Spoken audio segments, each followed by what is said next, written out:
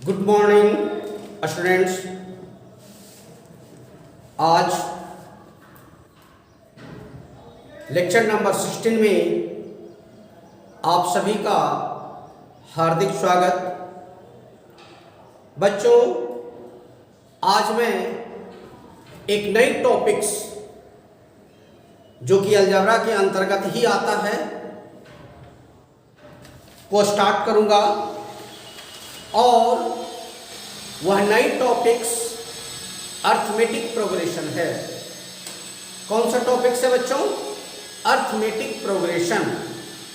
तो शुरुआत में आज हम लोग अर्थमेटिक प्रोग्रेशन के अंतर्गत कौन सी बातें आती हैं, कौन कौन से टर्म आते हैं, आज हम लोग सिर्फ उन्हीं बातों पर विचार करेंगे। तो सबसे पहले इसके अंतर्गत आने वाले टर्म अनुक्रम हैं, जिसका अंग्रेजी सीक्वेंस होता है। तो बच्चों, अनुक्रम मैं यहां लिख दिया हूं। हम लोग जानेंगे कि अनुक्रम क्या है। अनुक्रम अंकों का ऐसा समूह, अंकों का ऐसा समूह जो एक निश्चित प्रतिरूप का मतलब बच्चों होता है पैटर्न। यहाँ प्रतिरूप जो शब्द लिखा हुआ है, जिसका अंग्रेजी पैटर्न होता है, उसको समझना होगा। पैटर्न का मतलब होता है अपने पूर्व अंकों का जो नियम फॉलो कर रहा है, वह नियम को फॉलो करते हुए अगर आगे लिखी जा सकती हैं तो वह एक निश्चित पैटर्न कहलाता है। तो अगर अंकों का वैसा समूह जो एक निश्चित पैटर्न के तहत लिखा गया हो तो उसे अनुक्रम कहेंगे। पैटर्न क्या है मैं बताया बच्चों? जो एक निश्चित नियम है, पूर्व में जैसे लिखा हुआ है उसी नियम को फॉलो करके आगे भी अंकों को लिखा जा सकता हो तो उसे पैटर्न कहा गया। उदाहरण के तौर पे देखिए, 2, 6, 12, 20, 30 अगला टर्म लिख सकते हैं। इसको अच्छा से ध्यान से देखिए तो कुछ नियम बनेगा। क्या नियम बनेगा कि जिस संख्या को वर्ग करके उसको उतना ही जोड़ेंगे। जैसे पहला 1 का वर्ग करेंगे 1 और 1 में 1 जोड़ देंगे, 2 प्राप्त हुआ। अगला संख्या 2, तो 2 का वर्ग कीजिए 4 और उसमें 2 ही जोड़िए, 6 आ गया। अगला संख्या 3 का वर्ग कीजिए 3 जोड़िए, 12। अगला संख्या 20, 4 का वर्ग कीजिए और 4 जोड़िए, 16 4 20 आ गया। अगला संख्या 5 का वर्ग कीजिए और 5 जोड़िए, 30। इस तरह से अगला संख्या भी आप अपने मन से लिख सकते हैं। 6 का वर्ग करके कितना जोड़ेंगे? 6 जोड़ेंगे, 6 छक्का के 36 और 6 जोड़ेंगे तो कितना हो गया बच्चों? 12, है ना। तो आगे हम इसी पैटर्न को देखते हुए लिख सकते हैं, इसलिए इसे अनुक्रम कहेंगे। क्या कहेंगे बच्चों? अनुक्रम कहेंगे। अब आगे बढ़ते हैं बच्चों। अनुक्रम के बाद आता है श्रेणी यानी प्रोग्रेशन। तो वैसे अनुक्रम जो एक निश्चित नियम, एक निश्चित शर्त के साथ लिखी गई हो उसे श्रेणी कहेंगे। फिर से बोलो, वैसे अनुक्रम जो एक विशेष शर्त, विशेष नियम के तहत लिखा गया हो तो उसे श्रेणी कहेंगे, प्रोग्रेशन कहेंगे। उसका दूसरा नाम श्रेणी है, श्रेणी भी कह सकते हैं। ओके, उदाहरण के तौर पे देखिए बच्चों, 1, 3, 5, 7 आगे बढ़ सकते हैं हम लोग, बहुत सारे हो सकते हैं।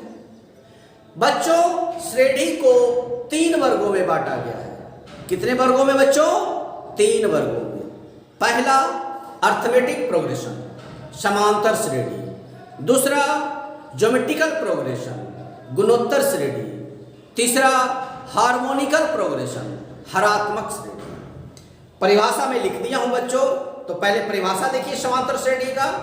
वैसे श्रेणी जिसके 2 लगातार पदों का अंतर समान हो, वैसे श्रेणी जिसके 2 लगातार पदों का अंतर समान हो तो उसे समांतर श्रेणी कहते हैं। उदाहरण देखिए, 1, 3, 5, 7, 9 सबका अंतर देखिए बच्चों, समान दिखाई पड़ेगा? नहीं।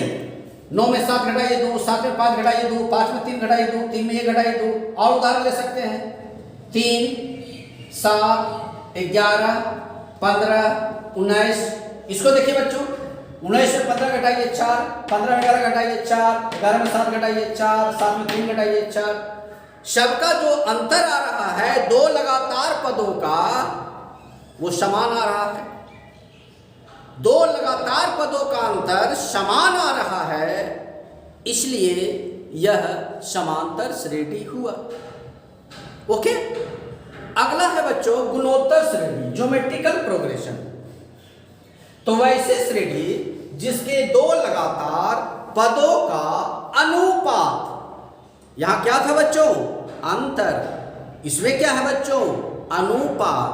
दो लगातार पदों का अनुपात यदि समान हो तो उसे गुणोत्तर श्रेणी कहते हैं। जैसे बच्चों देखा जाए तो यहां देखिए 2, 4, 8, 16, 32, किसी का भी अनुपात करिए बच्चों। 32/16 2, 16/8 2, 8/4 2, 4/2 2। देखिए बच्चों सबका अनुपात समान आया। किसी भी दो लगातार पदों का अनुपात करिएगा तो समान आएगा। जैसे 32/16 किए 2, 16/8 2, 8/4 2, 4/2, है ना। ये जो पद है इसी पदों को दो पदों को अनुपात करिएगा। ध्यान रखिएगा बच्चों, दो लगातार पदों का अनुपात करना है। मतलब 32 के साथ 16 का, 16 के साथ 8 का, 16 के साथ 4 का, कदापि नहीं। ध्यान रखना है, लगातार। अगर समान आ गया बच्चों, अनुपात में किए और वो समान आ गया तो गुणोत्तर श्रेणी है। क्लियर हुआ ना? अब आइए समांतर श्रेणी के बाद आइए हार्मोनिकल प्रोग्रेशन, तीसरा, जिसे हरात्मक श्रेणी कहते हैं। इसका परिभाषा बिल्कुल सरल। समांतर श्रेणी के जो पद होते हैं उसको उलट करके लिख दीजिए। अगर अंश में लिखा हुआ है तो उसे हर बना दीजिए, और हर में बना हुआ लिखा हुआ है तो उसको अंश के रूप में लिखिए, है ना। तो अगर समांतर श्रेणी के पद को उलट दिया जाए तो जो प्राप्त होगा, जैसे अगर 1/2 रहेगा, है ना, तो उसको 1/2 करते हैं। यहां देखिए समांतर श्रेणी में था 3, 7, 11, 15, 19, 1, 3, 5, 7, 9, इसको उलट दिया। देखिए 1/3, 1/5, 1/7, 1/9। अब जो प्राप्त हुआ उसे हम हार्मोनिकल प्रोग्रेशन कहेंगे। यानी स्पष्ट हो गया बच्चों, नोट लटके नोट झटके। ओनली ध्यान रखना है कि समांतर श्रेणी के पद जो लिखे हैं उसको अगर उलट दिया जाए या कहो उसे हर के रूप में लिख दिया जाए तो हम उसे हरात्मक श्रेणी कहेंगे। उदाहरण दिखाया हम बच्चों, 1, 3, 5, 7 समांतर श्रेणी में है, इसको लिख दिया 1/3, 1/5, 1/7, 1/9, यह हार्मोनिकल में हो गया। क्लियर हुआ? अब इसको एक बार स्क्रीन को पॉज कर लीजिएगा, और पॉज करने के बाद इसके सारे परिभाषा को भली भांति आप लिख लेंगे, उसे याद कर लेंगे, क्लियर हो जाएगा। मैं एक बार दोहरा देता हूं, अनुक्रम क्या है? अंकों का ऐसा समूह जो एक निश्चित प्रतिरूप या पैटर्न के अनुसार करता हो, समूह जो एक निश्चित पैटर्न के अनुसार लिखा हो, एक निश्चित पैटर्न के अनुसार लिखा हो, यहां सुधार लीजिएगा, लिखा हो, अनुक्रम कहलाता है। जैसे 2, 6, 12, 20, 30 बता दिए, समझा दिए। श्रेणी वैसे अनुक्रम जो एक विशेष नियम या शर्त के अनुसार लिखा हो, श्रेणी कहलाता है। श्रेणी 3 वर्गों में बटे हैं, arithmetic progression, geometrical progression, harmonical progression. Arithmetic progression का परिभाषा दिया, वैसे श्रेणी जिसके दो लगातार पदों का अंतर समान हो, उदाहरण दिखा दिए। ज्योमेट्रिकल प्रोग्रेशन वैसे श्रेणी जिसके दो लगातार पदों का अनुपात समान हो। हार्मोनिकल प्रोग्रेशन वैसे श्रेणी जो समांतर श्रेणी को उलट कर लिखा जाता हो, अर्थात हर के रूप में बना दिया जाता हो, तो वह हार्मोनिकल प्रोग्रेशन हो गया। इस तरह से कुछ टॉपिक्स था, कुछ बातें थी, वो परिभाषित हो गया। अब अगला बच्चा अर्थमेटिक प्रोग्रेशन को 2 वर्गों में बांटा गया है। एक को कहते हैं परिमित समांतर श्रेणी और दूसरे को कहते हैं अपरिमित समांतर श्रेणी। तो सबसे पहले हम सीखेंगे परिमित समांतर श्रेणी क्या है। तो वैसे श्रेणी जिसकी गिनती की जा सकती है, यानी वैसे श्रेणी जिसके पदों को आप गिन सकते हो, परिमित समांतर श्रेणी हो गया। जिसको आप नहीं गिन सकते हो उसे अपरिमित समांतर श्रेणी हो जाएगा। एकदम हल्का परिभाषा। तो स्पष्ट है कि अब हम आगे अगर बढ़ें तो बढ़ने के लिए ध्यान दीजिएगा कि इसको कहते किसको हैं। तो समांतर श्रेणी को बच्चों दो वर्गों में हम लोग बांटेंगे। आइए हम उसे सीखते हैं आगे।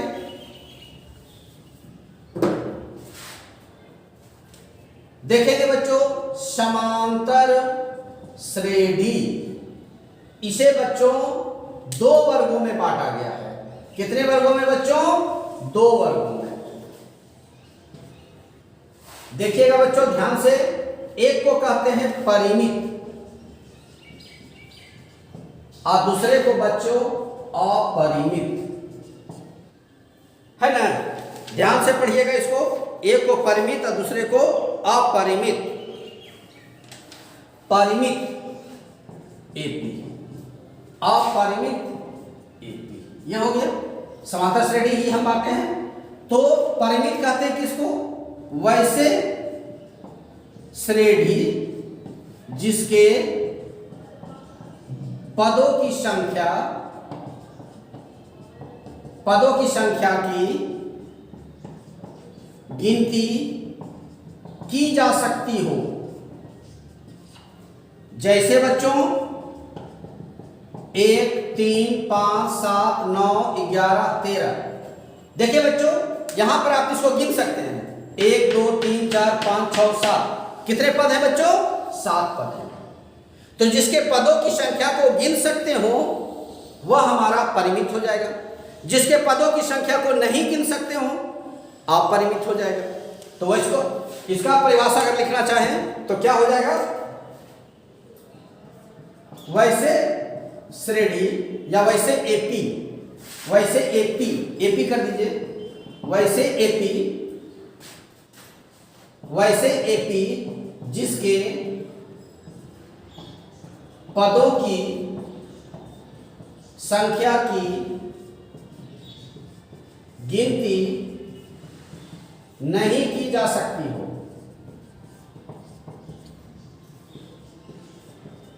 जैसे बच्चों वही ले लीजिए 1, 3, 5, 7, 9 डॉट डॉट डॉट डॉट दे दीजिए।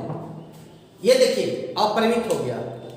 1, 3, 5, 7, 9 डॉट डॉट डॉट नहीं गिन सकते हम इसे। ये कहां तक है ये पता चल रहा है? नहीं चल रहा है। तो ऐसे स्थिति में अपरिमित समांतर श्रेणी हो जाएगा। सदस्य को इसको नहीं गिन पा रहे हैं और नहीं गिन पाने के कारण इसे अपरिमित समांतर श्रेणी कहेंगे। जिसके सदस्य की संख्या को जिसके पदों की संख्या को गिन पाएंगे वह परिमित, जिसके पदों को नहीं गिन पाएंगे अपरिमित। कोई दिक्कत हुआ? अब आइए इसके बाद जो है वो है क्या जो देखते हैं। इसके बाद बच्चों हमें पढ़ना होगा इसको में कुछ और इसके से रिलेटेड कुछ बातें। जैसे प्रथम पद क्या है, सार्वंतर क्या है, पद क्या है, ये चीज इनको पढ़ना होगा। अब उसको पर देखते हैं, उसके बाद फिर हम लोग आगे बढ़ेंगे। तो सबसे पहले प्रथम पद, 3 बातें को देखते हैं हम लोग। पहले प्रथम पद को देखते हैं। प्रथम पद ये क्या है? तो एपी में लिखे गए पदों में से जो पहला पद होता है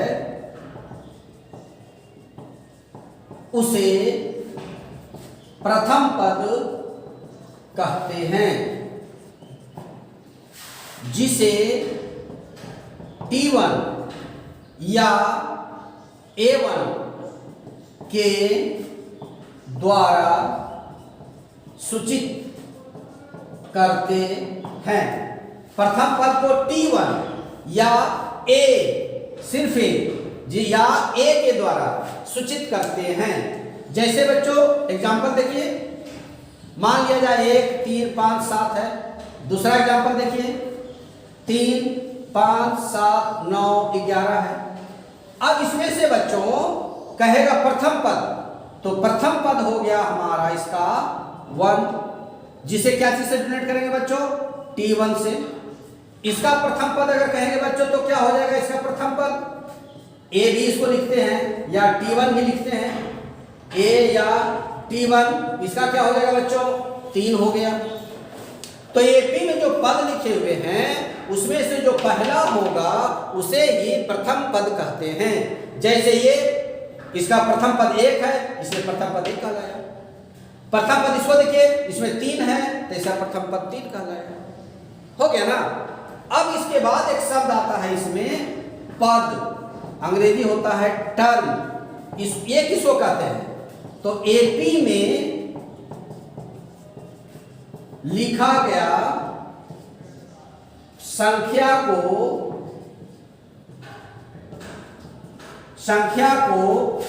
पद कहते हैं, जिसे T1, T2, T3, T4, T5 Tn के द्वारा सूचित किया जाता है। देखिए बच्चों, एपी में लिखा गया संख्या को पद कहते हैं, जिसे T1, T2, T3, T4, T5 के Tn के द्वारा सूचित करते हैं। अब उदाहरण देखिए इसका, तब आसानी से समझ में आएगा।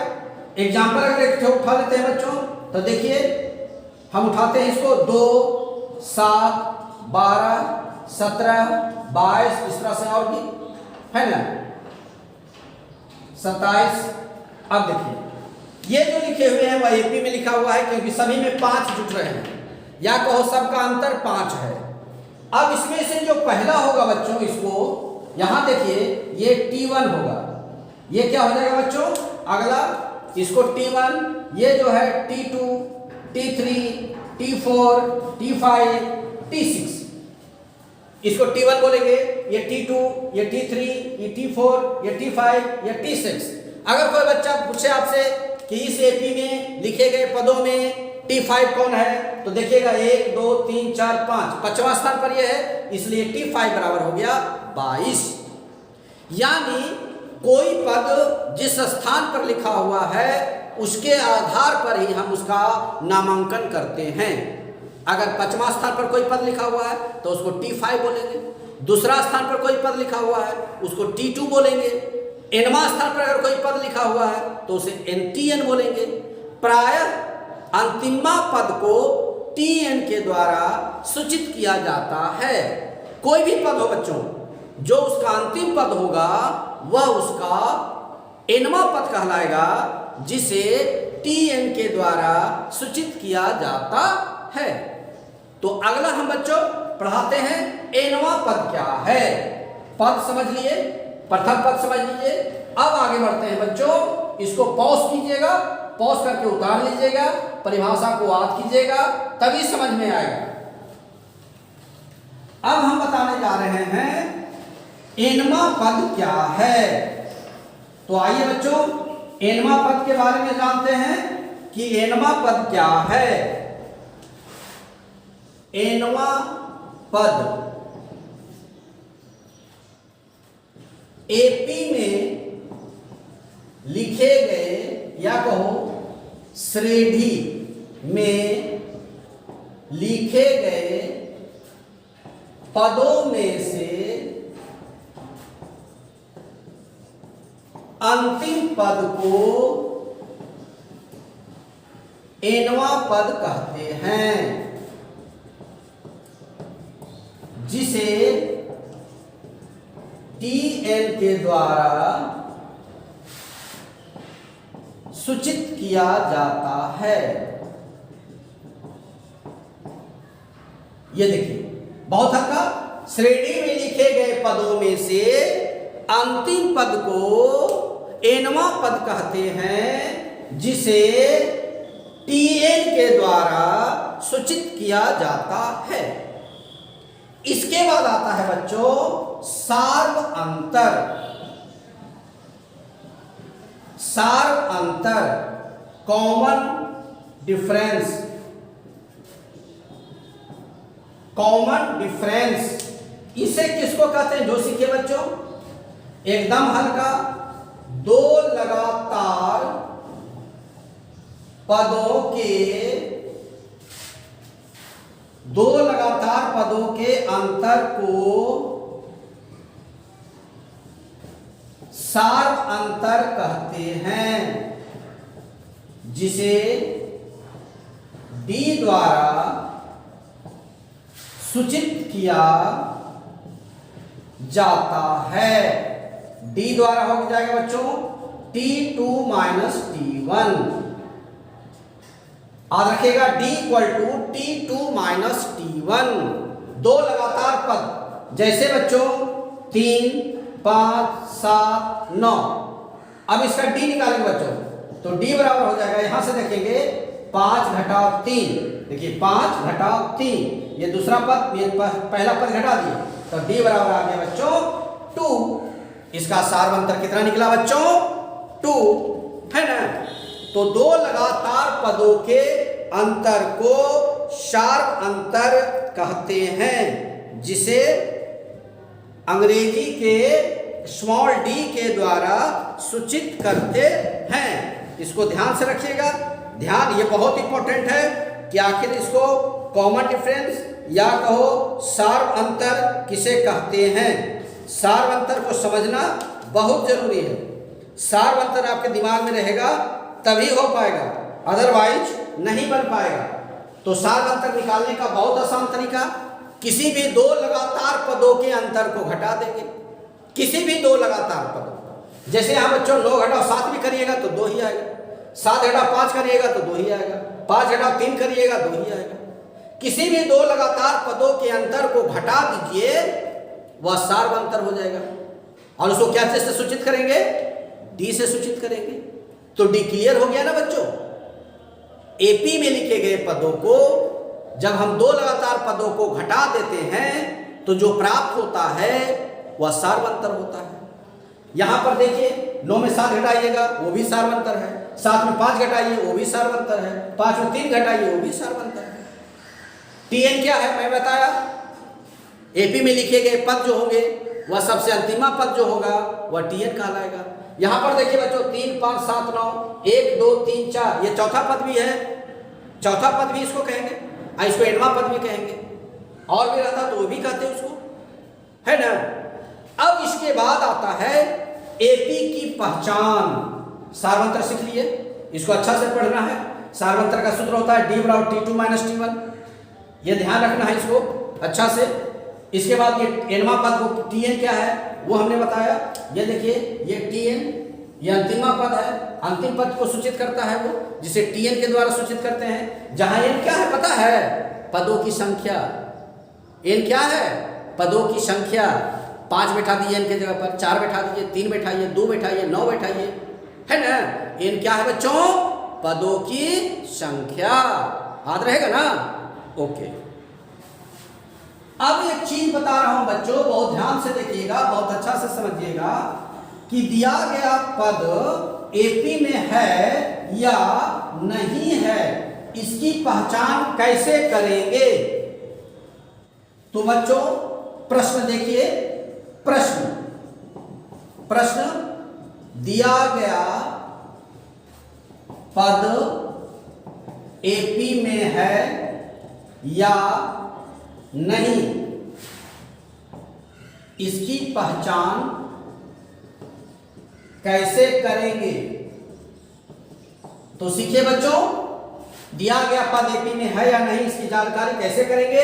तो समझिए, यदि T3 माइनस T2 बराबर T2 माइनस T1 हो तो दिया गया पद एपी में होगा। यह देखिए, अब मैं एक एग्जांपल दिखा रहा हूं बच्चों, जैसे 3, 5, 7, 9। एक एग्जांपल यह हो गया बच्चा, दूसरा बच्चा 2, 3, 7, 11। अब देखिए बच्चों, ये देखिएगा, यहां देखिएगा बच्चों, ये कौन सा पद बच्चों, T1, ये बच्चों T2, ये T3, ये T4 है ना बच्चों, ये T5। अब बच्चों हम T3 निकालेंगे, T3 घटाओ T2, तो T3 क्या है बच्चा, 7 घटाओ 5 बराबर 2। अगला बच्चों T2 घटाओ T1 निकालेंगे, तो T2n है बच्चों, 5 घटाओ 3 बराबर 2। यहां पर मैं लिख देता हूं आपको जानकारी के लिए कि यह हो गया T1 या T2 या T3 या T4 या T5, ये T1 T2 T3 T4 T5। अब यहां देखिए बच्चों, T3 में 7 घटा 5 2, 5 घटा 3 2। अब इसको ध्यान से देखिए तो आपको क्या मिल रहा है, इसको अगर फर्स्ट मानिए, इसको सेकंड मानिए, तो देखिए बच्चों यहां भी 2 यहां भी 2, तो राइट से बराबर ना हो गया। तो फर्स्ट एंड सेकंड से राइट बराबर, तो लेफ्ट भी बराबर। T3 घटा T2 बराबर T2 घटा T1 प्राप्त हुआ ना बच्चों, बराबर 2। देखिए T3 T2 घटा T1 बराबर 2, इसे निकाल के देखिए, इसको T1 ये T2 ये T3 ये T4 ये T5। अब इसमें से T3 माइनस T2 किए 2 आया, T2 माइनस T1 किए 2 आया, दोनों का सार्वंतर 2 ही आता है, इसलिए हम कहेंगे कि यह एपी में है। यहां देखिए मैं लिख चुका हूं, दिया गया पद एपी में है या नहीं, इसकी पहचान कैसे करेंगे। उत्तर होगा यदि T3 माइनस T2 बराबर T2 माइनस T1 हो तो दिया गया पद एपी में होगा। और एक उदाहरण यहां देख लीजिए। अब उस क्वेश्चन को देखिए बच्चों, यहां पर देखिए, अगर हम इसको देखें T3, यहां ध्यान है ना बच्चों, कैसे, ये देखिए ये T1 ये T2 ये T3 और ये T4 है ना, ये हमारा T1 हो गया, ये T2 ये T3 और ये T4। तो अब बच्चों मैं T3 निकाल रहा हूं, तो T3 माइनस T2 बराबर 7 माइनस 3 बराबर 4। अब देखिए T2 माइनस T1 3 माइनस 1 बराबर 2। बच्चों ध्यान से यहां देखिएगा आप लोग, तो क्या पाएंगे आप, देखिए T3 माइनस T2 किया तो 4 आया, T2 माइनस T1 किया तो 2 आया। बच्चों हमें बताइए कि क्या T3 माइनस T2 और T2 माइनस T1 बराबर है। स्पष्ट देखिए, T3 माइनस T2 4 आ रहा है, T2 माइनस T1 प्राप्त किए तो 2 आ रहा है। क्या ये बराबर है? नहीं ना बराबर है, नहीं बराबर है। इसलिए हम कहेंगे कि यह लिखा गया जो टर्म है वह एपी में नहीं है। क्या है बच्चों? एपी में नहीं है। क्यों नहीं है बच्चों? क्योंकि T3 माइनस T2 बराबर T2 माइनस T1 नहीं होता है, बराबर नहीं है, इसलिए यह एपी में नहीं है। लिखेंगे बच्चों T3 minus T2 does not equal to, यह देखिए डज नॉट इक्वल टू, यह लिख रहे हैं does not equal to T2 minus T1, अतः यह एपी में नहीं है। अगर बराबर आ जाता तो एपी में होता, बराबर नहीं है इसलिए एपी में नहीं होगा। कोई प्रॉब्लम बच्चों? इस चैप्टर से संबंधित जो बातें थी वो बातें को मैंने आज डिस्कस किया। इसके बाद क्वेश्चन चैप्टर शुरू होता है बच्चों। इस चैप्टर से रिलेटेड जितनी बातें थी लगभग मैं उसको आप लोग को समझाने का प्रयास किए हैं। कृपया आप इसे अपने घर पे याद कर लेंगे। जब आपको ये सारी बातें याद हो जाएंगी तो गारंटी देता हूं मैं, आपको अर्थमेटिक प्रोग्रेशन बनाने में मजा आएगा, बहुत अच्छा से समझ में आएगा। तो दिए गए टॉपिक्स जो मैं समझाया हूं उसे समझ लेंगे। खासकर ए क्या है, टीएन क्या है, डी क्या है, T1 T2 T3 T4 क्या है और टीएन में एन क्या है, ये बातें को आपको सीख लेना है, समझ लेना है। जब आप सीख लेंगे, समझ लेंगे, याद कर लेंगे, इसके बाद मैं चैप्टर आपको बनाकर दिखाऊंगा, समझाऊंगा, तो गारंटी है आपको समझ में आएगा। आज के लिए मैं इतना ही। तो आज का होमवर्क हो गया बच्चों, रिमेंबर करना है। आज मैं जितना परिभाषा बताया हूँ, जितना समझाया हूँ, वो सभी को याद कर लेना है, ताकि नेक्स्ट डे जब मैं प्रॉब्लम सॉल्व करूँ तो बहुत आसानी से आपको समझ में आवे और खुद ब खुद आपसे प्रॉब्लम बनना भी शुरू हो जाए। आज के लिए इतना ही, धन्यवाद।